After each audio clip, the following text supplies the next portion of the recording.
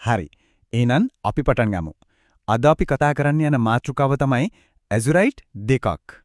ඉතින් Azurite කිව්වම මොකද්ද මතක් වෙන්නේ? සමහර විට ඔළුවට එන පළවෙනි උත්තරේ හරිම උත්තරේ නෙමෙයි වෙන්න පුළුවන්. මෙන්න මේ විස්තරය ගැන පොඩ්ඩක් හිතලා බලන්නකෝ. ගැඹුරු නිල් පාටක් තේන සංකීර්ණ ව්‍යුහයක්. පුදුම වැඩේ කියන්නේ මේ විස්තරය අපි කතා කරන්න යන දේවල් දෙකටම නූලට වගේ ගැලපෙනවා. ඒකෙන් අර අභිරහස තවත් ටිකක් වැඩි වෙනව නේද? හොඳයි. අපි මේ කතාවට පොඩි ඉතිහාසයකුත් එකතු කරගමු. ප්ලිනි ද එල්ඩර් වගේ පුරාණ රෝම ලේඛකයොත් මේ ගැන කතා කරලා තියෙනවා. තාමත් හරියටම පැහැදිලි නෑ නේද අපි කතා කරන්නේ මොකක් ගැනද කියලා? හරි. දැන් අපි මේ ගැටලුව ලියන්න හරිම කිට්ටුයි. හැබැයි තේරුම් ගන්න ඕන වැදගත්ම දේ තමයි අපි හොයන උත්තරේ එකක් නෙවෙයි. මේක තනි දෙයක් ගැන කතාවක් නම් නෙවෙයි. ඇත්තටම අද අපි කතා කරන්නේ එකිනෙකට කිසිම සම්බන්ධයක් නැති සම්පූර්ණයෙන්ම වෙනස් දේවල් දෙකක් ගැන. පුදුම දෙය කියන්නේ ඒ දෙකටම කියන්නේ Azurite කියලා. මෙන්න බලන්න. එක පැත්තකින් තියෙන්නේ පොළවෙන් හම්බ වෙන ලස්සන ඛනිජයක්. අනිත් පැත්තෙන් මෘදුකාංගයක්. ඔව් Azurite කියන නම මේ දෙකටම පාවිච්චි වෙනවා. එකක් ස්වභාව ධර්මයේ නිර්මාණයක්. අනික මෘදුකාංග සංවර්ධකයෙන්ට Azure Storage අනුකරණය කරන්න හදපු ටූල් එකක්. ඉතින් වෙනස පැහැදිලි නේද? එකක් තමයි ස්වභාවිකව හැදින තඹ කාබනේට් එකක්. ඒ කියන්නේ ඛනිජයක්. අනිත් එක Microsoft Azure Storage වල digital clone එකක් නැත්නම් අනුරුවක්.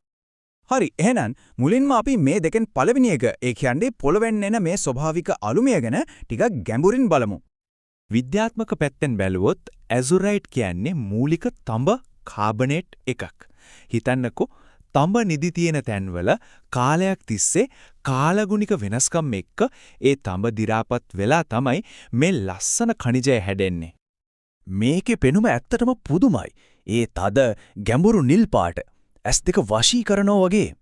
ස්පටික හැදෙන විදිහත් එක එක විදිහයි. සමහර වෙලාවට මේ පේනවා වගේ මිදි පොකුරක් වගේ හැඩයටත් හැදෙනවා. හොඳයි. Azurite කැලක වටිනාකම තියෙන්නේ වෙන්නේ කොහොමද? කාරණා කිහිපයක් තියෙනවා. එකක් තමයි පාට. නිල් පාට කොච්චරටම ගැඹුරුද කොච්චරටම දීප්තිමත්ද කියන එක. ඊළඟට ස්පටිකයේ විශාලත්වය. ලොකු හොඳට හැඩ ගැහුණු ස්පටික හරිම දුර්ලභයි. අන්තිමට ඒක හම්බ වෙන්නේ කොහෙන්ද කියන එක. ඇරිසෝනා වල බිස්බී පතල, නැමීබියාවේ ඉට්සුමෙබ් වගේ තැන්වලින් එන කෑලි වලට අම්මෝ එකතු කරන අය අතර තියෙන පිස්සු ඉල්ලුමක්. මේකේ ඉතිහාසය ගැන කතා කරොත් ඒක හරිම පුදුමයි.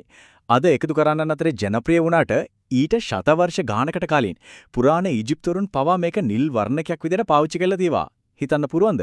ඊට පස්සේ මධ්‍යතන යුගයේ චිත්‍ර ශිල්පීන් මේකට කිව්වා කඳු නිල කියලා. ඒ තරම් පැරණි කතාවක් මේකට තියෙන්නේ. හැබැයි Azurite වල පොඩි අවුලක් තියෙනවා. ඒක ටිකක් අස්ථායි. ඒ කියන්නේ හරියට පාට වෙනස් කරන කටුස්සෙක් වගේ. හැබැයි මෙයා පාට වෙනස් කරන්නේ ගොඩක් හිමින්. වාතයට නිරාවරණය වුණාම ඒක ටිකෙන් ටික ජලයත් එක්ක ප්‍රතික්‍රියා කරලා ඒකේ කොළ පාට නෑදියා. ඒ කියන්නේ මැලචයිට් කියන ඛනිජය බවට පත් වෙනවා. මේ සූත්‍රයෙන් පෙන්නන්නේ අනේ පරිවර්තනය තමයි. හරි දැන් අපි ඛනිජ ලෝකයෙන් අයින් වෙලා ඩිජිටල් ලෝකයට යමු. අපි බලමු මොකක්ද මේ දෙවෙනි Azurite. ඒ කියන්නේ මෘදුකාංග ඉමියුලේටරය කියලා.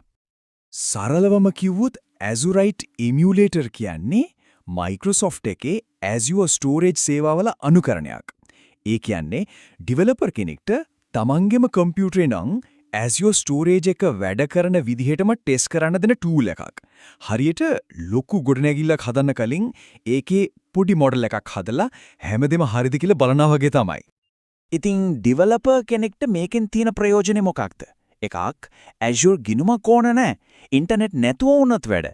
Azure Blob Queue Table Storage මේ හැමදේම තමන්ගේම මැෂින් එකේ සිමියුලේට් කරන්න පුළුවන්.